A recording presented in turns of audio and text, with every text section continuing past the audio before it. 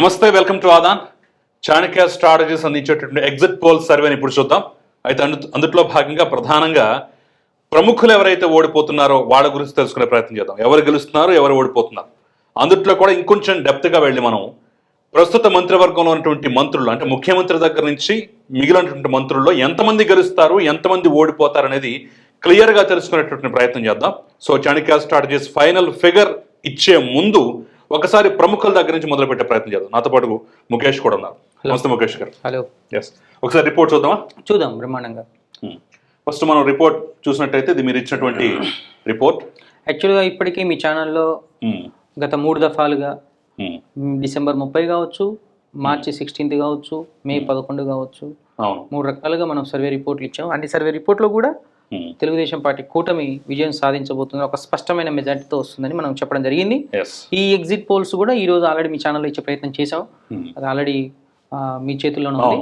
అయితే ఇక్కడ ఎగ్జిట్ పోల్స్తో పాటు అంటే ఒక అంచనాలు అయితే క్లియర్గా తెలిసిపోయినాయి మనకు. ఏంటి, కూటమి గవర్నమెంట్ అనేది ఫామ్ చేస్తుంది అనేది క్లియర్గా అంచనాలు అయితే ఉన్నాయి. మరి కూటమితో పాటు ప్రముఖుల గురించి కూడా మనం మాట్లాడుకోవాల్సిన, ఇప్పుడు ప్రముఖుల గురించి కూడా మాట్లాడుకోవాలి కాబట్టి ఆ ప్రముఖుల్లో ఎంతమంది గెలవబోతున్నారు, ఎంతమంది ఓడిపోబోతున్నారు అనేది కొంచెం మనం మాట్లాడుకునే ప్రయత్నం చేద్దాం. ఖచ్చితంగా.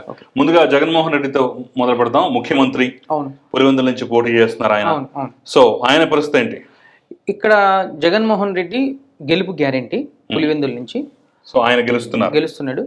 బట్ మెజారిటీ వచ్చేసి కిందటిసారి వచ్చినంత మెజారిటీ అయితే రాదు, కానీ 25,000 నుంచి 30,000 మధ్యలో మెజారిటీ అనేది ఉండబోతుంది. ఓకే, అది ఒకటి.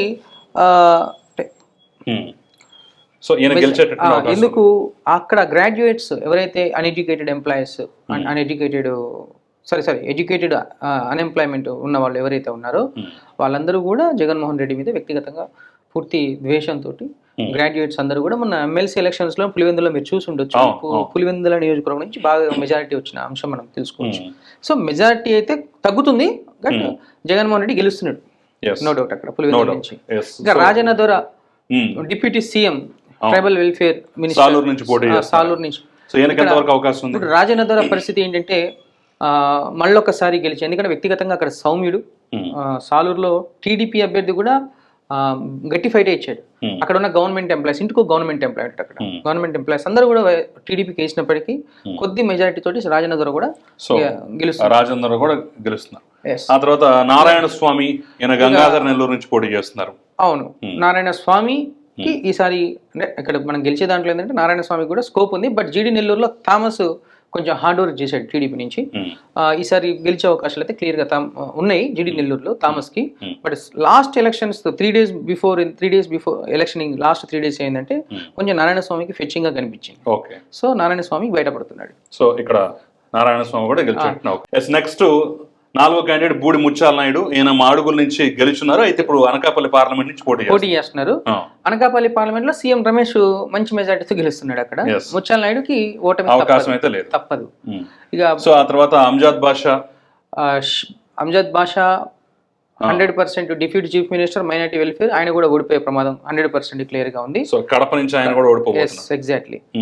ఆ తర్వాత కొట్టు సత్యనారాయణ దేవాదాయ శాఖ మంత్రి, ఆయన తాడేపల్లిగూడ నుంచి పోటీ చేస్తున్నాడు. ఇతను కూడా డిప్యూటీ సీఎం లో చూడండి, డిప్యూటీ సీఎంస్ లో ఎండోమెంట్ డిపార్ట్మెంట్ కి సంబంధించిన కొట్టు సత్యనారాయణ. ఇక్కడ తాడేపల్లిగూడ నుంచి జనసేన అభ్యర్థి మంచి మెజార్టీతో గెలిచే అవకాశాలు ఉన్నాయి. సో ఇతను కూడా ఓడిపోతున్నాడు. ధర్మాన ప్రసాదరావుకి అనుకూల అంశాలు ఉన్నాయి. శ్రీకాకుళం నుంచి మళ్ళీ ఒకసారి గెలుస్తున్నాడు. ధర్మాన ప్రసాదరావు గెలుస్తున్నాడు. శ్రీకాకుళంలో కూటమి దాదాపు క్లీన్ స్వీప్ చేస్తున్న పరిస్థితులు కూడా ఈయన మాత్రం. శ్రీకాకుళం టౌన్ లో ఏమైంది అంటే టీడీపీ అభ్యర్థి మైనస్. ఓకే, దానివల్ల ఏంటంటే కొంచెం వ్యతిరేక పవనాలు ఇచ్చినాయి. అక్కడ లక్ష్మీదేవికి టీడీపీ టికెట్ ఇచ్చి ఉంటే గుండా లక్ష్మీదేవికి కొంచెం పరిస్థితులు మారే అవకాశాలు. ఆ తర్వాత ఆర్కే రోజా ఇక ఇప్పుడు నగర్ నుంచి మళ్ళీ పోటీ చేస్తున్నారు. కాకపోతే ఇప్పుడు బాను టీడీపీ అభ్యర్థి ఎవరైతే ఉన్నారో మంచి మెజార్టీతో గెలవబోతున్నాడు. ఆర్కే రోజా ఈసారి జబర్దస్త్ కూడా అవకాశాలు లేవు. ఇక ఆ తర్వాత దాడిశెట్టి రామలింగేశ్వరరావు సేమ్ తుని నియోజకవర్గం నుంచి మళ్ళీ ఒకసారి పోటీ చేస్తున్నారు. ఇక్కడ ఏం జరిగిందంటే మినిస్టర్ అయ్యుండి కూడా ఆ నియోజకవర్గానికి ఏమి చేయలేదు అన్న అపవాదు బాగా ఉంది. సో ఫైనల్ గా రామలింగేశ్వరరావు ఓడిపోబోతున్నాడు. తుని నుంచి యనమల దివ్య గెలుస్తుంది. అవకాశం అయితే ఉంది. ఆ తర్వాత గుడివాడ అమర్నాథ్ ఆయన గాజువాక నుంచి పోటీ గాజువాక చేస్తున్నారు నుంచి ఇప్పుడు. పోటీ చేస్తున్నాడు. గాజువాక నుంచి జనసేన అభ్యర్థి మనకు బరిలో ఉన్నారు. అక్కడ జనసేన కూటమి అభ్యర్థి, తెలుగుదేశం అభ్యర్థి పల్లా శ్రీనివాసరావు, తెలుగుదేశం అభ్యర్థి, కూటమి అభ్యర్థి గెలిచే అవకాశాలు స్పష్టంగా ఉన్నాయి గాజువాకలో. ఇక Karumuri Venkata Nageswara Rao civil supply consumer affairs మంత్రి, ఇక్కడ తణుకు నుంచి పోటీ చేస్తున్నారు. ఆరిమెల్ల రాధాకృష్ణ గెలుస్తున్నాడు అక్కడ తణుకు నుంచి టీడీపీ అభ్యర్థి. సో ఈయనకు కూడా అవకాశాలు లేవు. బుగ్గన రాజేంద్రనాథ్ రెడ్డి ఆర్థిక మంత్రి ఫస్ట్ టైం ఓడిపోయే మినిస్టర్ లో ఫస్ట్ ఓడిపోయే మినిస్టర్. సో కోట్ల సూర్యప్రకాష్ రెడ్డి ఇక్కడ నుంచి గెలుస్తున్నాడు, అక్కడ గెలుస్తున్నాడు. Okay, right. రాయలసీమ పెద్దిరెడ్డి రామచంద్రారెడ్డి పుంగనూరు నుంచి మరొకసారి అవకాశం ఉంది, గెలవబోతున్నారు. బొత్స సత్యనారాయణ చాలా హాట్ టాపిక్ గా ఉంది, చాలా సర్వేలు అటు ఇటుగా చెప్తున్నాయి. లేదు నాకు క్లియర్ ఎడ్జ్ ఉంది. చిబురుపల్లి నియోజకవర్గం tight, Kala Venkatarao tight fight ఇచ్చాడు, బట్ బొత్స సత్యనారాయణ వరకు గెలుస్తున్నాడు. ఆదిమూలపు సురేష్ ఇక్కడ కొండేపి నుంచి కంటెస్ట్ చేస్తున్నాడు, కానీ టీడీపీ అభ్యర్థి అక్కడ గెలుస్తున్నాడు. సో సురేష్ కూడా ఓడిపోబోతున్నాడు.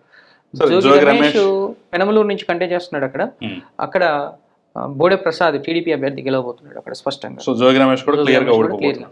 అంబటి రాంబాబు, సమరాల రాంబాబు, ఉంగరాల రాంబాబు అంటారు. సత్తెనపల్లి మీద చాలా బెట్టింగ్లు అవుతున్నాయి, కానీ అక్కడ కన్నా లక్ష్మీనారాయణకి మంచి మెజార్టీ వస్తుంది, 10 నుంచి 15,000 పైచీలకు మెజార్టీ. మళ్ళీ ఒక్కసారి వనిత కోవూరు కాన్స్టిట్యున్సీ నుంచి ప్రస్తుత హోంమంత్రి. యాక్చువల్ అక్కడ టైట్ ఫైట్ నడుస్తుంది. మద్దిపాటి వెంకటరాజు కూడా ఎదురైతే ఉంది, ఎందుకంటే కొన్ని సోషల్ ఇంజనీరింగ్ చేసుకోవడంలో ఫెయిల్ అయ్యాడని అంటున్నారు. మా సర్వే కూడా అదే అయింది కాబట్టి టైట్ ఫైట్ లో ఉంది. అక్కడ ఏదైనా జరగవచ్చు, బట్ ఓడిపోవడానికి ఎక్కువ అవకాశాలు ఉన్నాయి. సో దాని ఓడిపోవడానికి కూడా ఎక్కువ అవకాశాలు. సో మేరుగు నాగార్జునకు ఈసారి ఓడిపోయే అవకాశాలు ఎక్కువనే ఉన్నాయి, ప్రమాదంగానే ఉంది. అంటే అక్కడ అతను కూడా ఓడిపోయే ప్రమాదమే ఉంది. విడుదల రజనీ కూడా చిలకలూరుపేట కాదని గుంటూరు నుంచి పోటీ చేస్తున్నారు. విడుదల రజనీ కూడా ఓడిపోయే ప్రమాదాలు ఎక్కువనే ఉన్నాయి. 100% ఓడిపోతారు, నో డౌట్. కాకాని గోవర్ధన్ రెడ్డి సర్వేపల్లి నియోజకవర్గం గురించి మాట్లాడాలంటే అక్కడ ఒక 20 సంవత్సరాల నుంచి టీడీపీ లేదు, బట్ ఈసారికి సోమిరెడ్డి చంద్రమోహన్ రెడ్డి మీద కొంచెం సానుభూతి ఉండి సోమిరెడ్డి చంద్రమోహన్ రెడ్డి గెలుస్తున్నాడు, కాకాని గోవర్ధన్ ఓడిపోబోతున్నాడు. ఎందుకంటే అక్కడ అగ్రికల్చర్ మినిస్టర్ గా ఉండి కూడా నియోజకవర్గానికి ఏమీ చేయలేదు, ఒక అపవాదు బాగా ఉంది అక్కడ. ఇక విశ్వరూప్ గురించి ట్రాన్స్పోర్ట్ రవాణా శాఖ మంత్రిగా పనిచేస్తున్నాడు, ఆయన కూడా ఓడిపోయే ప్రమాదాలు 100% ఉన్నాయి. And Ushasri Charan women and child welfare Kalyan Durgam ఈసారి టీడీపీకి అనుకూలంగా ఉంది, అక్కడ తను కూడా ఓడిపోయే అవకాశాలు ఉన్నాయి. వేణుగోపాల కృష్ణ సినిమాటోగ్రఫీ మినిస్టర్, తను కూడా ఓడిపోబోతున్నాడు. అండ్ సీదిరి అప్పలరాజు పలాస నుంచి కంటెస్ట్ చేస్తున్నాడు, అతను కూడా ఓడిపోబోతున్నాడు. అండ్ గుమ్మనూరు జయరాము యాక్చువల్గా కర్నూలు జిల్లా ఆలూరు నుంచి గెలిచి మినిస్టర్ అయ్యాడు వైసీపీలో, ఇప్పుడు టీడీపీలోకి వచ్చాడు. తెలుగుదేశం పార్టీ నుంచి పోటీ చేశాడు, గుంతకల్ నుంచి పోటీ చేశాడు. ఆయన అయినప్పటికీ ఓడిపోతున్నాడు. గుంతకల్ కొంచెం వ్యతిరేక పవనాలు ఉన్నాయి. ఓవరాల్ గా చూస్తే 26 మందిలో 5 మంత్రులు మాత్రమే గెలుస్తున్నారు, మిగిలిన వాళ్ళందరూ కూడా ఓడిపోతున్న పరిస్థితి మనకి చాలా క్లియర్ గా ఉంది. ఇది మొత్తానికి ముఖ్యమంత్రి దగ్గర నుంచి మనం చూసుకున్నట్లయితే కేవలం 5 మంత్రులు మాత్రమే గెలుస్తున్న పరిస్థితి, మిగతా వాళ్ళందరూ ఓడిపోబోతున్నట్టుగా అయితే చాలా స్పష్టంగా చాలా క్లియర్ గా తెలుస్తున్న అంశం.